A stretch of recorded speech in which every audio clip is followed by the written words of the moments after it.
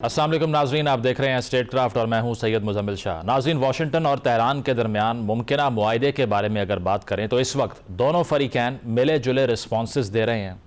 अमरीकी वज़ीर ख़ारजा Marco Rubio जो इस वक्त इंडिया के दौरे पर मौजूद हैं, वो कह चुके हैं कि अमरीका और ईरान जंग के ख़ात्मे के लिए किसी मुआहदे पर शायद आज यानी पीर तक पहुँच जाएंगे। अमरीकी सदर डोनाल्ड ट्रंप भी मुसलसल कई पैगामात में इसी किस्म के इशारे दे चुके हैं, मगर अगर ईरान के दफ्तर ख़ारजा के तर्जुमान इस्माइल बकाई ने जो प्रेस टॉक की, इसमें वो ये बताते हुए नज़र आए कि ईरान और अमरीका के दरमियान कई नकात पर तो पेशरफ्त हो चुकी है, लेकिन इसका ये मतलब ना निकाला जाए कि दोनों ममालिक किसी मुआहदे पर दस्तखत करने के करीब हैं। अब ये किस किस्म का मुआहदा होगा? अगर अब तक की इन्फॉर्मेशन देखें तो ईरानी वजारत ख़ारजा के तर्जुमान इस्माइल बकाई के मुताबिक 14 पॉइंट्स पर मुश्तमिल एक फ्रेमवर्क की तैयारी की जा रही है, जिसका बुनियादी मकसद इसी जंग का खात्मा है, जबकि हतमी मुआहदा अगले 30 से 60 दिनों में तय पाएगा। नुक्लियर इशू जो दोनों फरीकैन के दरमियान डेडलॉक का बायस बना, इस्माइल बकाई के मुताबिक इब्तदाई फ्रेमवर्क में इस हवाले से कोई बात नहीं की गई, जबकि दूसरी जानिब अमरीकी वज़ीर ख़ारजा मार्को रूबियो ने भी न्यूयॉर्क टाइम्स से गुफ्तगू की, जिसमें उनके मुताबिक मुआहदे का एक बुनियादी पॉइंट तेहरान का अपने 60% से ज़ायद अफजूदा यूरेनियम के ज़ख़ीरे को तर्क करना है, जिस पर बात चल रही है। इसके अलावा मुख्तलिफ मीडिया रिपोर्ट्स भी ये क्लेम कर रही हैं कि स्टेट ऑफ हुर्मस पर भी एक इख्तलाफ मौजूद है। अमरीका और दीगर ममालिक 28 फरवरी से पहले की सिचुएशन चाहते हैं जहां आज़ादाना नकलो हमल होती रही, जबकि ईरान चाहता है कि किसी भी आमदो रफ्त के लिए इनकी अथॉरिटी से रब्ता किया जाए। बहरहाल अब उम्मीद यही की जा रही है कि ये मामलात बहुत जल्द हल हो जाएंगे। इस मामले पर अगर तज्जिया किया जाए तो इससे यही मालूम होता है कि इस वक्त दोनों फरीकैन की जानिब से ये परसेप्शन जनरेट की जा रही है कि इन्हें किसी भी मुआहदे के लिए जल्दी नहीं है। एक राय ये दी जाती है कि इस वक्त ईरान इन मुज़ाकरात में ड्राइविंग सीट पर है और इसके पास नेगोशिएट करने के लिए कार्ड्स अमरीका से कहीं ज़्यादा हैं, जबकि एक राय ये भी है कि चूँकि अमरीका के नेवल ब्लॉकेट से ईरान की मुआशी मुश्किलात में मुसलसल इजाफा हो रहा है, तो ईरान चाहता है कि वो जल्द से जल्द ऐसे किसी मुआहदे की तरफ बढ़े जो इसे मज़ीद मुआशी मुश्किलात से दो चार ना करे। इस हवाले से हम बात करेंगे। जावेद मलिक साहब ज्वाइन कर रहे हैं, साबिक सफ़ीर हैं। इरम अब्बासी साहिबा मौजूद हैं, तजिया निगार हैं। और air commodore retired Khalid Chishti साहब मौजूद हैं, दिफाई तजिया निगार हैं। आप तीनों का बहुत बहुत शुक्रिया। खालिद साहब, आपसे आगाज़ करूँगा। एक तो अच्छा जेस्चर है कि ये कहा जा रहा है कि डील के बहुत करीब पहुँच चुके हैं। मार्को रूबियो का स्टेटमेंट भी आपके सामने है, वो कह रहे हैं हो सकता है आज ही मुआहदा हो जाए, लेकिन ईरान का जो रिस्पांस है उसमें यह कहा जा रहा है कि इतनी जल्दी नहीं है हमें किसी एग्रीमेंट को रीच करने के लिए। क्या रीडिंग है आपकी? जो एक्सियोस रिपोर्ट कर रहा है कि 60 दिन की जंगबंदी हो जाएगी, इसके अलावा ऑयल फ़रोख्त करने की परमिशन मिल जाएगी ईरान को, इज़ इट टू एम्बिशियस या आपको लगता है कि कंसेंसस मोस्टली हो चुका है सिवाय एक दो मसाइल के? जी, बहुत शुक्रिया मुजम्मिल साहब, आपने इनवाइट किया। देखिए, इस वक्त तो ऑप्टिक्स और परसेप्शंस का नैरेटिव चल रहा है। कोई भी साइड ये नहीं चाहती कि वो ऐसा लगे कि वो कमजोर है या पोजीशन ऑफ वीकनेस से कोई मुआहदा करने जा रही है। इसीलिए आपने देखा इवन इसको एग्रीमेंट भी नहीं कहा जा रहा, कोई इसको इंटेंट कह रहा है, कोई इसको एमओयू कह रहा है, जिसका मतलब ये है कि अभी ऐसी सिचुएशन के अंदर अपनी अपनी दोनों साइडों को ये एग्रीमेंट को जो भी इसकी नाम दे ले वो डिफेंड करना भी मुश्किल हो रहा है। और दोनों साइडें ये चाह रही हैं अपने खास तौर पर जो इंटरनल अपनी उनकी पॉलिटिक्स है या अपने फॉलोअरशिप है या उनकी इवन अपोजिशन है दोनों मुल्कों में, वो ये चाह रहे हैं कि ऐसा परसेप्शन बने कि जंग उस मुल्क ने जीती है और विक्टोरियस वही हैं और दूसरे मुल्क को शिकस्त हुई है। लेकिन ये जाहिर है करना बड़ा मुश्किल है। अमेरिका के लिए जाहिर है बहुत बड़ी अभी भी मिलिट्री पावर है, नंबर 1 मिलिट्री, नेवी, एयरफोर्स अभी भी उन्हीं के पास है।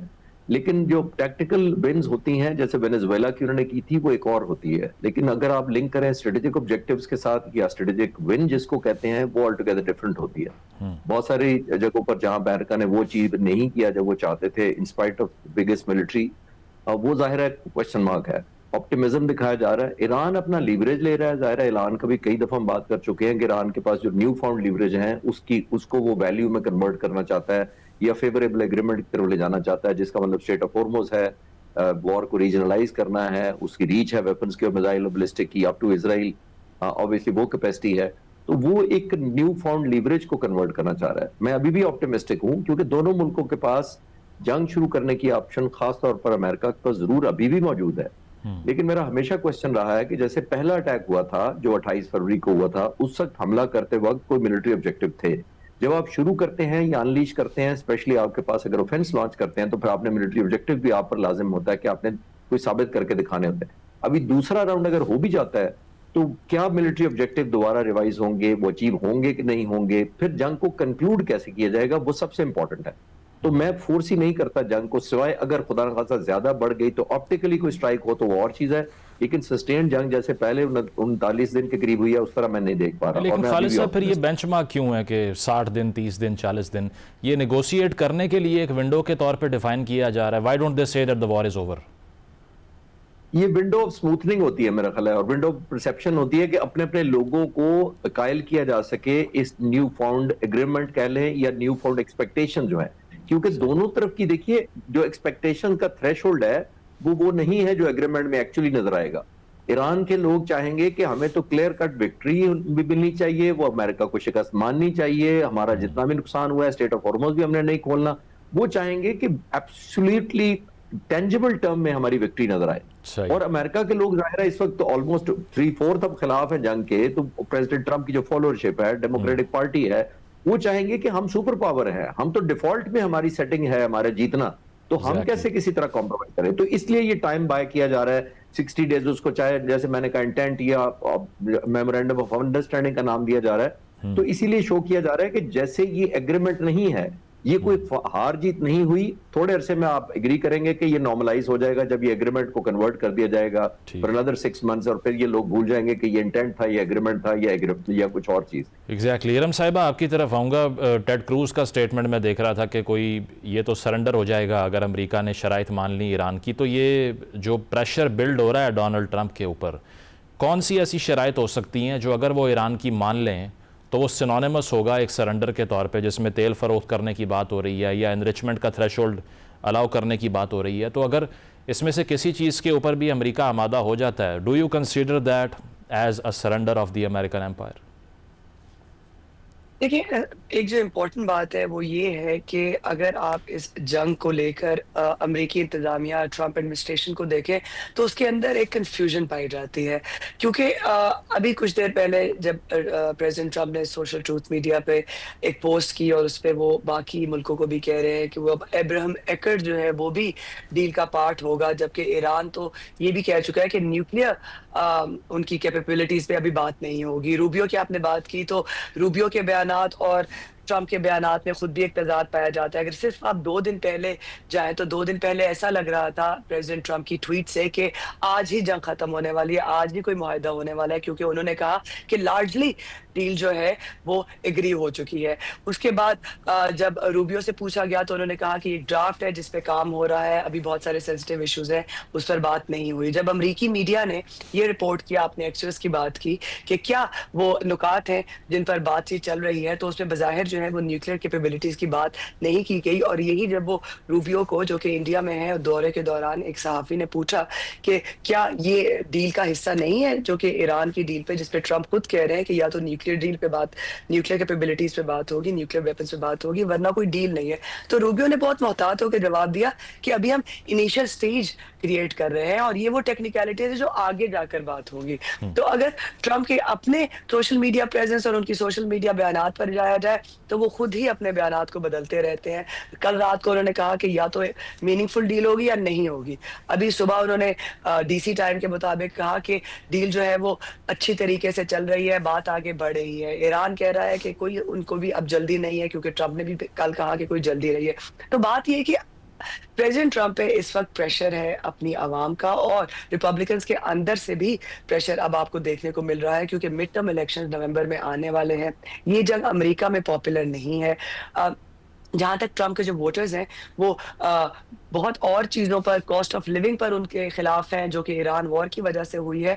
और ट्रंप जब ये कहते हैं कि न्यूक्लियर कैपेबिलिटीज उनके लिए ज़्यादा इंपॉर्टेंट है, स्ट्रेट ऑफ हॉर्मुज़ जो है वो भी इंपॉर्टेंट है, तो एक तजाद पाया जाता है कि ट्रंप अचीव क्या करना चाहते हैं। इंतजामिया, यहाँ के जो हल्के हैं, थिंक टैंक्स है, वो भी ये नहीं समझ पा रहे हैं कि आखिर प्रेसिडेंट ट्रंप का एंड गोल क्या है, क्योंकि वो अपनी गोल पोस्ट रोज चेंज कर रहे हैं। लेकिन ये सब, इस पे कई हल्के मुत्तफिक हैं कि ट्रंप इस वॉर में उनके मुताबिक इसराइल के दबाव में आकर बज़ाहिर लगता है कर गए हैं, और अब वो वहां से निकलना चाहते हैं, क्योंकि ट्रंप अपनी रेटिंग, अपनी पॉपुलैरिटी को लेकर हमेशा से बहुत ज्यादा कॉशियस रहे हैं।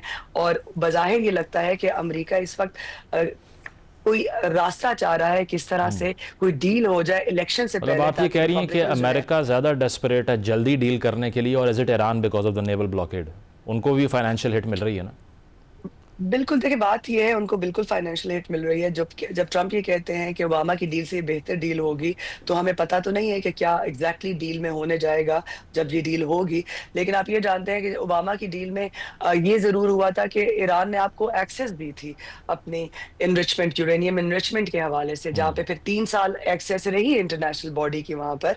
तो ये वो एक्सेस अगर ईरान अभी ये कह रहा है कि वो बात ही नहीं करेगा, रूबियो ये कह रहे हैं कि वो हम बाद में जाकर तय करेंगे, ठीक है। तो एक तरीके से ये लेवरेज तो ईरान को मिल रहा है स्ट्रेट ऑफ होर्मुज बंद होने का। साथ ही साथ ईरान ये भी कह रहा है कि आप जो हमारे मुंजमद असासे हैं वो आप खोलें, उनको आप जो फ्रोजन है उनको अनफ्रीज करें। तो बज़ाहिर तो ये लग रहा है कि ईरान को कोई जल्दी नहीं है, और अमेरिका को मिड टर्म इलेक्शंस की वजह से, जहां पे ऑलरेडी ट्रम्प पे प्रेशर है कॉस्ट ऑफ लिविंग की सही। वजह से, महंगाई की वजह से, उन पे बज़ाहिर ये लगता है कि अमेरिका ठीक। चाहता है कि इलेक्शन से पहले ये डील हो। बिल्कुल, डेस्परेशन जो है वो अमेरिका की अप्रोच में आपको दिखाई दे रही है। जावेद साहब, वैसे तो डोनाल्ड ट्रंप ने कहा कि ईरान से मुतल्लिक अच्छी खबर आएगी, मैं बुरी डील नहीं करता। ये उन्होंने नहीं बताया कि अच्छी डील जो हुई होती है उसको वो ख़राब कर देते हैं, JCPOA टाइप। क्या लग रहा है कि ये अगर हम डेफिनेशन करना चाहें कि what could be a good और अ बैड डील, अच्छी डील में क्या कुछ शामिल होगा गल्फ़ के लिए, ईरान का जो हुर्मुज़ का मामला है उसके लिए, और what could be a bad deal? जी Muzammil sahab, thank you very much. मैं थोड़ा चाहूँगा आप मुझे अगर थोड़ा मौका दें, मैं आपको just I just want to dispassionately analyse. देखिए, इस वक्त दुनिया के तमाम मीडिया हो, प्रिंट मीडिया हो, इलेक्ट्रॉनिक हो, सोशल मीडिया हो, everyone is analysing and giving their opinions. और हम देख रहे हैं कि ऑफ कोर्स वो ओपिनियंस कहीं सही होते हैं, कहीं गलत होते हैं, परसेप्शंस की बात है सारी। लेकिन the fact of the matter, the way I see things as of today, यानी आज हम 25 मई को बात कर रहे हैं, तो यहाँ पे देखिए, ना तो ये एक रवायती जंग थी जो दो फरीकों के दरमियान थी। It is a very unusual war, जिसके अंदर बहुत सारे फैक्टर्स इन्वॉल्व हैं। It's not only America, it's not only Iran, there is Israel, there is the Gulf states, यहाँ पे प्रॉक्सीज हैं, यहाँ पे मिसाइल प्रोग्राम्स हैं, lot of things that are involve. अब ये कहते हैं जब आपना हुर्मुज खोलना चाहते हैं, हम खोलने के ऊपर हम उसको किस तरह से मैनेज करेंगे, एडमिनिस्ट्रेटिव कंट्रोल होगा। एडमिनिस्ट्रेटिव कंट्रोल किसका होगा? कभी कहा जाता है कि administrative control means tolls and fees, कभी कहते हैं नहीं ऐसा नहीं है, we just want to manage who is going and coming, हम ओमान के साथ मिलकर बात कर रहे हैं। So there are so many variables and factors कि अभी ये आप ना तो एक रवायती जंग थी ना है, और ना इसके जो एंड है वो रवायती तौर पर होता हुआ नजर आ रहा है मुझे, बिकॉज आई थिंक इतने सारे फैक्टर्स हैं। Maybe even president Trump didn't realize when he went into this war कि जब हम इसके अंदर जाएंगे, it's like opening up Pandora's box, कि आपके ऐसी ऐसी चीजें सामने, for example straits of Hormuz है, Nobody could have perhaps, मेरी नजर में तो ऐसा कभी नहीं मुमकिन था कि ऐसा होगा, लेकिन वो हो रहा है। आज जंग का न्यूक्लियर इशू को वो साइड पे रखने पे चले गए हैं और कह रहे हैं अब अपना हुर्मुज के हवाले से अब हम पहले बात कर लेते हैं। तो मेरी तो अभी भी वही मौकिफ है जो पहले दफा थी कि देखिए 3 मेन इश्यूज हैं, जब तक वो एड्रेस नहीं होंगे तो आई don't think this will last and up into a lasting settlement. जब तक वो नॉन स्टेट एक्टर्स जो हैं उनको आप एड्रेस नहीं करेंगे, how can you and the war and let the non state actors remain? This is my question, like कैसे होगा ये? दूसरी बात मुझे ये बताइए कि अगर आप न्यूक्लियर जिसके लिए आपने जंग शुरू की थी, अगर आप उसको बैक बर्नर पे छोड़ देते हैं, तो फिर आपको सवाल उठ सकता है ना कि फिर आपने जंग शुरू क्यों की थी?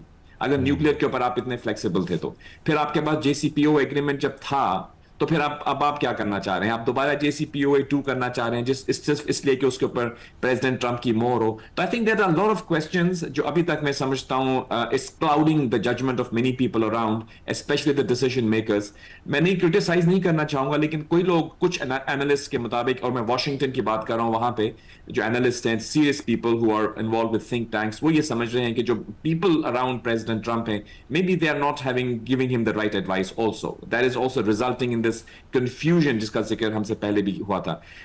बॉटम लाइन इज दिस कि देखिए, अब जो again I will go back to Washington, वहां पे मेरी कुछ लोगों से बात हुई, वो ये कहते हैं कि I think now the win that they were looking for perhaps will be a JCPOA type agreement. वही कुछ होगा जो पहले था आपके पास। उसमें सिर्फ फर्क इतना होगा कि उस पे ओबामा का नाम हट जाएगा और प्रेसिडेंट ट्रंप का मोहर लग जाएगा। He will have something in his hand, वो बोलेंगे ये मैंने कर दिया, और of course he would look for something little bit more tight in some areas, जैसे कि इंस्पेक्शंस के हवाले से वो चाहेंगे। तो आई थिंक वो कहते हैं ना, much ado about nothing, and back to एक वो दायरों का सर्कल है जो चलता जा रहा है। But what is actually going to happen as of now, 2 दिन पहले अगर आप देखें फील्ड मार्शल के विजिट के बाद there was a bit of euphoria, everybody was excited कि okay, deal has happened, President Trump ने बहुत अच्छी एक, मैं समझता हूँ, one of his most sensible सही। पोस्ट जो उन्होंने की, उसमें उन्होंने लिखा कि मैंने तमाम गल्फ ममालिक के सदूर से, फरमारवाओं से बात की, फील्ड मार्शल का भी जिक्र किया उन्होंने, और तमाम खित्ते के जो मेरी नजर में वो तमाम स्टेक होल्डर्स हैं उनका जिक्र किया, बहुत डिप्लोमेटिक लैंग्वेज में किया, और उन्होंने कहा कि now we are reaching towards a deal. That was a very positive step, and one was hoping कि सैटरडे को हुआ था ये, शायद संडे या होपफुली आज मंडे को कोई फॉर्मल एग्रीमेंट सामने आएगा, लेकिन अब कह रहे हैं कि we are in no rush. So it seems like लेकिन आप रूबियो के स्टेटमेंट को ट्रस्ट नहीं कर रहे कि आज हो सकता है? नहीं, रूबियो के स्टेटमेंट को बिल्कुल मैं ट्रस्ट कर रहा हूं। देखिए, लेकिन रूबियो इस वक्त ट्रैवल कर रहे हैं, तो आई डोंट नो, कुछ चीजें ऐसी भी होती हैं, perhaps he is not aware of them, because जो डिसीजंस हो रहे हैं वो तो इस वक्त वॉशिंगटन में हो रहे हैं, और for obvious reason sometimes you know they don't even talk on the phone because secrecy होती है बहुत सारी। सो आई डोंट नो, उन्होंने भी जो बात की है, उन्होंने कहा कि we are close to a deal, it can happen today, tomorrow और sometime soon. I think those were his exact words, today, tomorrow और sometime soon. You know, it's vague, it's not clear. बिल्कुल बिल्कुल, ये एक false optimism जो है वो नहीं होना चाहिए, आप ये कह रहे हैं। ठीक है, प्रोग्राम में एक ब्रेक शामिल करते हैं, ब्रेक के बाद वापस आएंगे। Stay with us.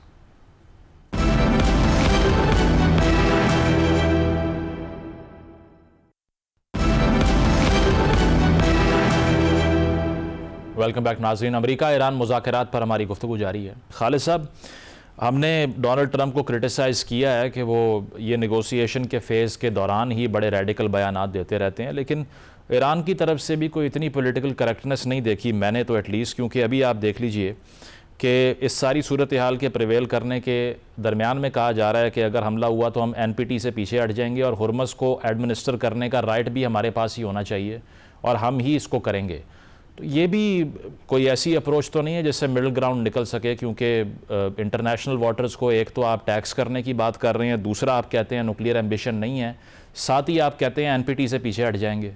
तो फिर ये क्या ऑब्जेक्टिव क्या है इस तरह के बयानात का? रबिल साहब, देखिए, अनफॉर्चुनेटली एथिक्स और मोरालिटी तो अप्लाई नहीं हो रहे ना यहाँ पे। NPT तो ईरान ने साइन किया हुआ है, इजराइल ने नहीं साइन किया हुआ। इस तरह अगर आप मुझसे पूछें और आप जितने पैनलिस्ट से पूछें कि किसके पास कंफर्म न्यूक्लियर वेपन्स हैं, इजराइल के पास या ईरान के पास, तो हम सारे एग्री करेंगे कि ईरान के पास नहीं है और पॉसिबली डेफिनेटली इजराइल के पास हैं। तो ये तो एथिक्स मोरालिटी होती तो ऐसा मुल्क हमला ना करता जिसने NPT भी साइन नहीं किया, जिसके पास कंफर्म न्यूक्लियर वेपन है। उनके एक मिनिस्टर से रिसेंटली पूछा गया था इजराइल के कि it is considered that you have about 100 bombs, तो आगे से उन्होंने ये नहीं कहा था कि नहीं, उन्होंने कहा सो व्हाट।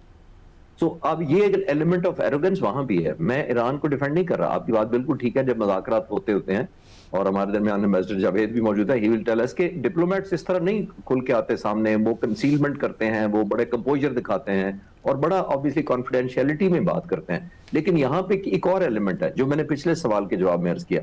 मैंने ये अर्ज किया था कि देखिए, ऑप्टिकली ईरान जीतना चाहता है, ईरान के ऊपर बहुत ज्यादा प्रेशर है। एक इंटरनल डिफरेंसेस हमने दिसंबर जनवरी में जो मुजाहरे हुए थे वो देख लिए थे कि एक एलिमेंट ऑफ ऑपोजिशन है, वो कितना सिग्निफिकेंट है या कितना सबसाइड हो गया वो एक अलग बहस है, लेकिन है तो सही। अगर वो है तो ईरान ने दो फ्रेगमेंट्स जो हैं अपनी सोसाइटी के, उनको जो विन करना है, एक वो है जो 100% pure loyal to the government थे उस वक्त, एक वो थे जो सिटिंग ऑन द फेंस थे। वो जाहिर है वॉर हुई तो वो प्रो गवर्नमेंट मोस्टली हो जाते हैं और हर मुल्क में होता है, और एक थे जो एंटी हैं, वो सबसाइड किए होंगे, वो टाइम बाय कर रहे होंगे। तो ईरान की एक ऑब्लिगेशन ये भी है, ईरानी हुकूमत ने, क्योंकि लॉन्गिटिविटी के लिए काम करना है, अपनी हुकूमत की लेजिटिमेसी के लिए काम करना है आने वाले वक्तों में, तो वो ऐसा एग्रीमेंट चाहते हैं विच शुड लुक कि हमने बड़ा मसल्स के जरिए हासिल किया है, हमने पोजीशन ऑफ वीकनेस से नहीं हासिल किया। ये परसेप्शन की मैं बात कर रहा हूं कि वो क्रिएट करना चाहते हैं। इसीलिए आपने देखा चंद दिन बाद या 2-3 दिन बाद उनका ऐसा बयान आ जाता है जिसे लगता है कि ये तो नॉन स्टार्टर है, ऐसा लगता है कि ये तो हो गई नहीं agreement.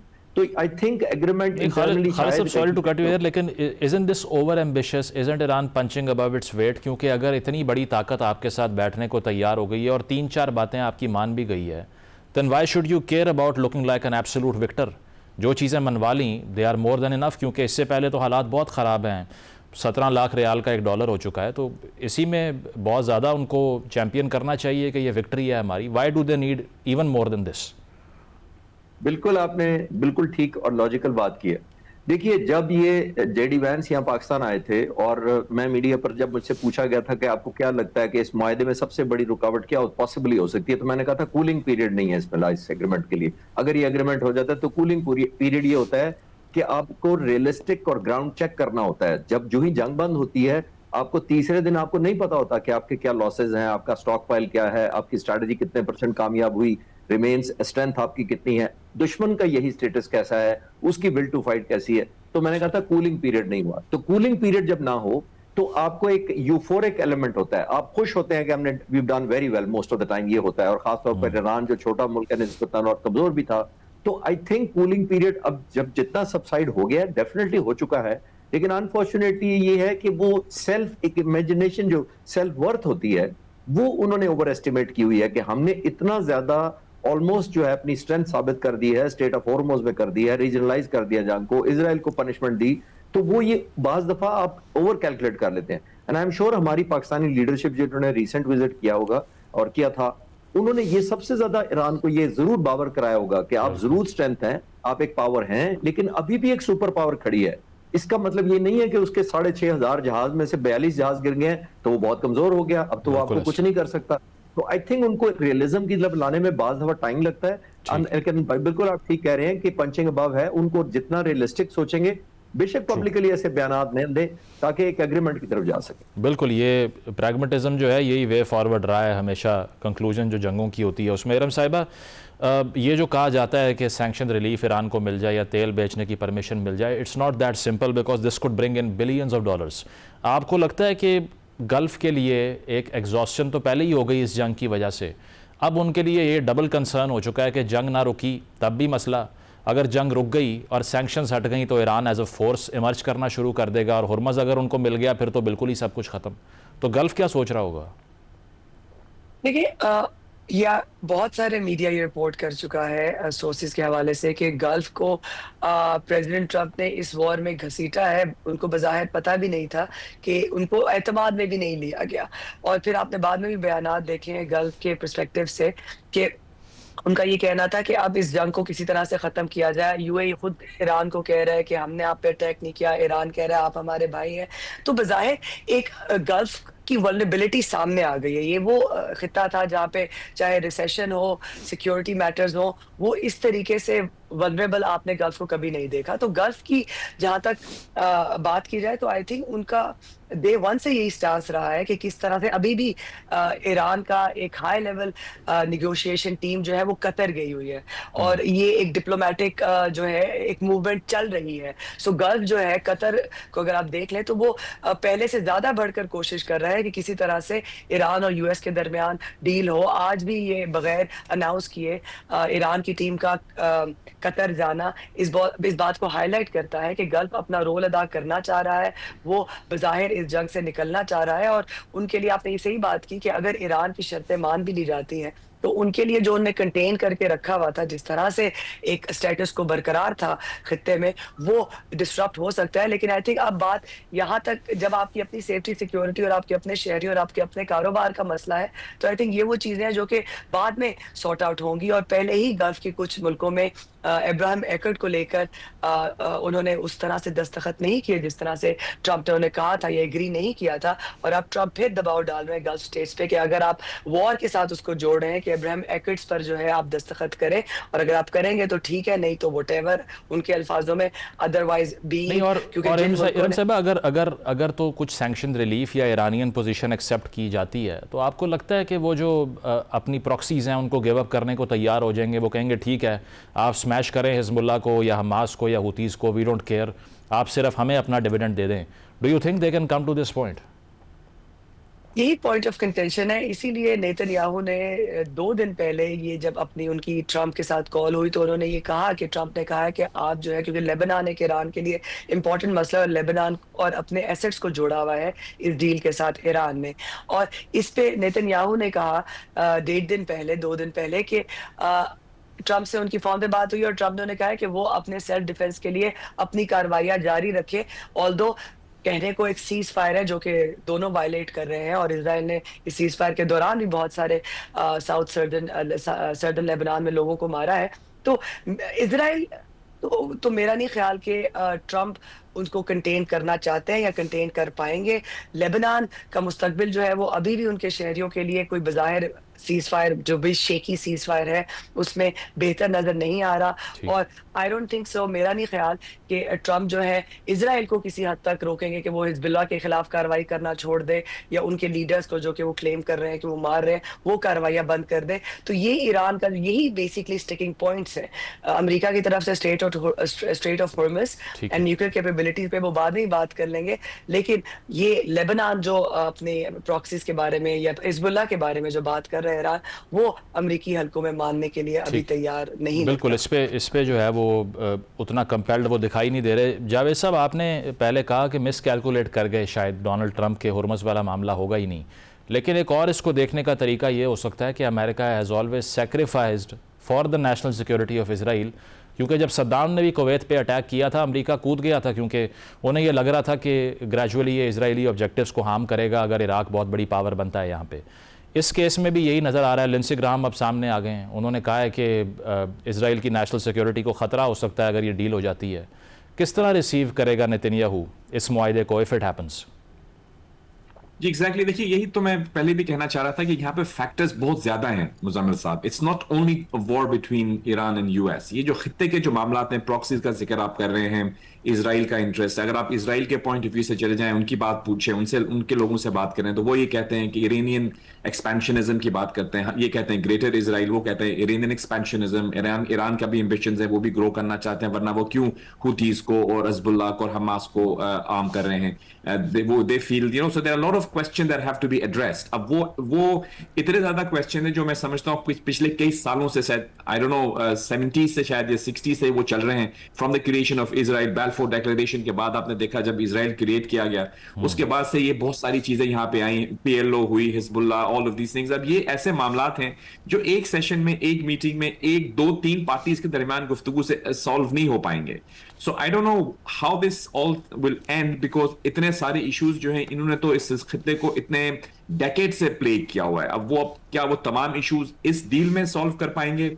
I don't think that will happen. So I think इनमें से कुछ इश्यूज तो ऐसे ही रह जाएंगे मेरे ख्याल में, लेकिन ये है कि जो मेन फोकस है इनका, वही जहां पे वो आते हैं, वो JCPOA के ऊपर अगर आप चले जाएं, आई थिंक बहुत सेंसिबल एडवाइजर्स जो हैं पिछले, मैं समझता हूँ एक वीक में, मे बी मीडिया में नहीं रिपोर्ट हुआ होगा, लेकिन प्रेसिडेंट ट्रम्प के साथ बातें उन्होंने हुई हैं उनको ये कह रहे हैं कि आप JCPOA की तरफ ही जाइए, उसी को थोड़ा आप चेंज करके अगर आप अडॉप्ट कर लेते हैं तो that would be perhaps the winning document, क्योंकि वही ईरान ने पहले एक्सेप्ट किया था। अच्छा, ईरान भी उस पर एग्रीएबल होगा, आप भी एग्रीएबल होंगे, you might get a face saving. But another problem is sir that इस खित्ते में जो इस जंग के बाद जो ईरान ने अटैक्स किए गल्फ ममालिक को, तो वो भी अब बहुत कंसर्न है कि इसको अनफिनिश छोड़ दिया जाए और कल वो भी वनरेबल हो जाएं। जैसे कि हमसे पहले हमारी कॉलीग कह रही थी कि देखें, the Gulf has always been a stable entity in this whole world. अगर आप देखें तो उनका एक सोशल इकोनॉमिक प्रॉस्पेरिटी का मॉडल है, they have no hostile designs against anybody. लेकिन इस जंग के बाद उनको भी फील हो रहा है कि हमें थ्रेट है, ईरान से पहले भी थी लेकिन अब ज्यादा विसिफिरी से नजर आ रही है उनको। तो उनकी जो सेफ गार्ड्स हैं वो भी करने बहुत जरूरी है। इसीलिए मैं समझता हूं कि जब टेलीफोन कॉल हुई प्रेसिडेंट ट्रम्प की, I think he had eight world leaders, maybe 9 on the conference call. हमारे फील्ड मार्शल थे और तमाम गल्फ के ममालिक के लोग, I think Netanyahu was also on the call. I think ये वो जितने लोग आपको उस कॉल में नजर आ रहे हैं, मेरी नजर में वो सब इस जंग के को सेटल करने के लिए इंपॉर्टेंट फैक्टर्स हैं, और हर किसी का एक पॉइंट ऑफ व्यू है। जब तक उनके कंसर्न्स एड्रेस नहीं होंगे तो एक होलिस्टिक अप्रोच तो नहीं होगी। इसलिए मेरी पर्सनल असेसमेंट यही है इस सूरत हाल की कि ये जो MOU की बात कर रहे हैं, ये लेटर ऑफ इंटेंट की बात कर रहे हैं, this is in a way cooling off period, let the new normal take shape, और कुछ टाइम के बाद फिर स्लोली स्टेडीली आप सैंक्शंस की बात करें। और आप ये बिलीव करते हैं कि ये जो इनिशियल कोई भी MOU होता है, जो भी इसे कह लें, इसमें न्यूक्लियर का मामला सेटल हो ही नहीं सकता? It's a massive loop hole कि वो इतनी जल्दी डिसाइड हो जाए। जी बिल्कुल, क्योंकि उसको अगर वो JCPOA की बात, इसीलिए बार बार, sorry I am repeating it again and again, लेकिन यही मेरी जो लेटेस्ट डिस्कशंस हुई है वो यही हुई है कि very seriously they are thinking about the same terminologies that were used in JCPOA. That could perhaps find a solution to the nuclear issue. लेकिन उसके अलावा जो बाकी subsequent issues हैं, जिसको चिश्ती साहब ने कहा न्यू फाउंड लीवरेज, अब वो state of Hormuz was not a part of JCPOA। अब इसको किस तरह से एडमिनिस्टर करते हैं, मेरी नजर में जो स्टेट ऑफ हॉर्मुज़ को ओपनिंग पे तो एग्रीमेंट है, लेकिन फ्यूचर एडमिनिस्ट्रेटिव कंट्रोल के ऊपर there is still a difference of opinion. I don't think anybody will accept कि ईरान वहां पे टोल लगाए और अगर या कोई चार्ज करे वहां पे, अगर वो टोल का इशू सेटल कर देते हैं फिर वो कहते हैं नहीं हम एडमिनिस्ट्रेटिवली कंट्रोल करेंगे, आई don't think even that will be workable. यानी कैसे एक्सेप्ट करेंगे सब लोग कि वहां से गुजरती हुई शिप्स जो हैं इंटरनेशनल वाटर से उसको ईरान कंट्रोल कर रहा हो। I this is difficult for me to understand कि इसको एक्सेप्ट किया जाएगा। बिल्कुल, इंटरनेशनल लॉ में भी उसकी कोई जस्टिफिकेशन नहीं है। प्रोग्राम में एक ब्रेक शामिल करेंगे, ब्रेक के बाद वापस आते हैं। Stay with us.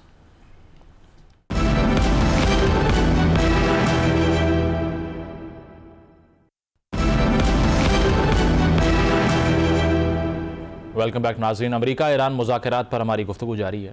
खालिद साहब, एक बहुत बड़ा मसला ट्रस्ट डेफिसिट रहा है, क्योंकि JCPOA की बात कर रहे हैं जावेद साहब, जिस तरह से उसको ब्रीच किया गया, यूरोप भी पीछे हट गया, उसकी गारंटी थी हालांकि।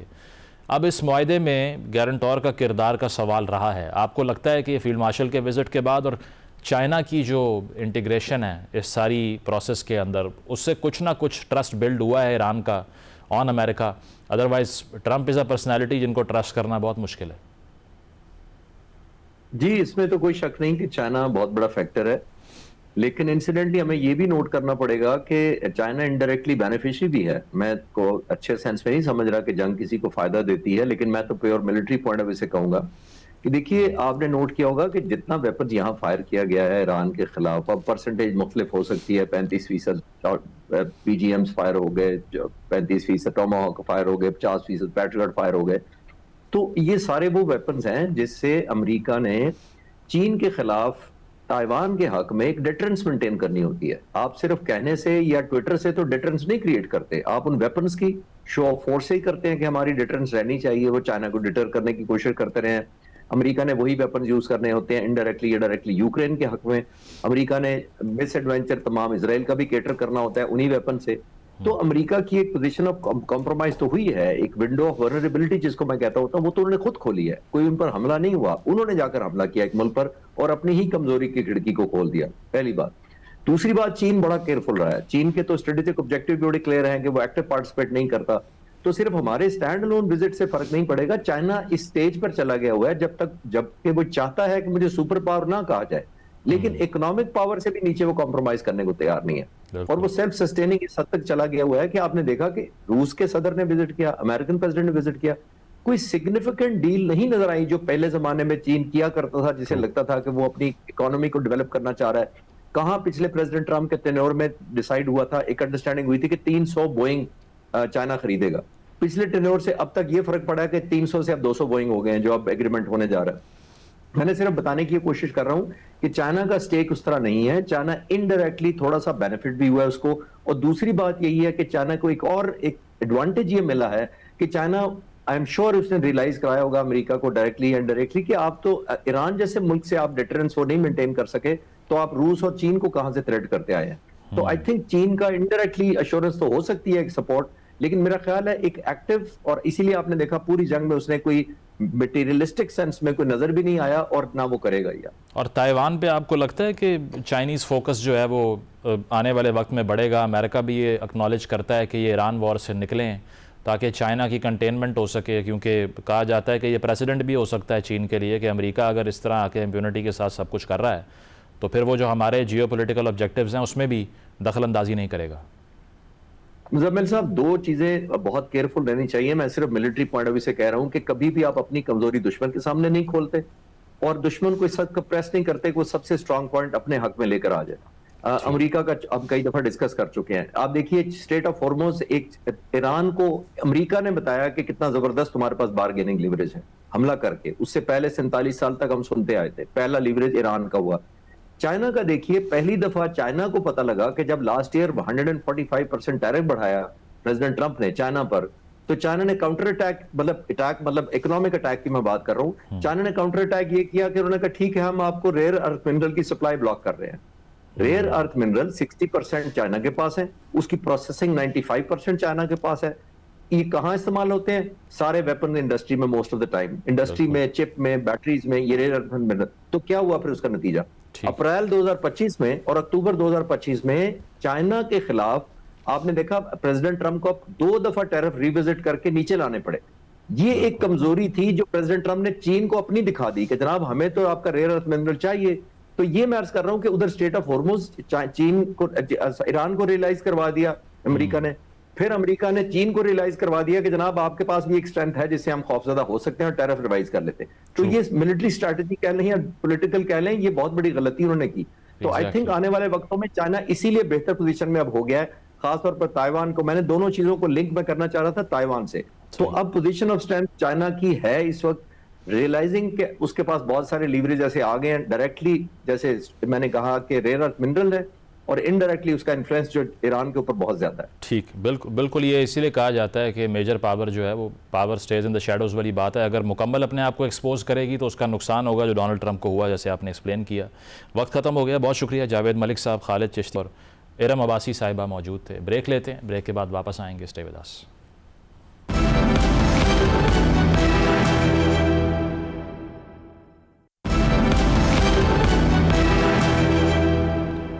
नाज़रीन, प्रोग्राम आपने मुलाहिज़ा किया, फ़ीडबैक ज़रूर दीजिएगा, इजाज़त दीजिए, अल्लाह हाफ़िज़।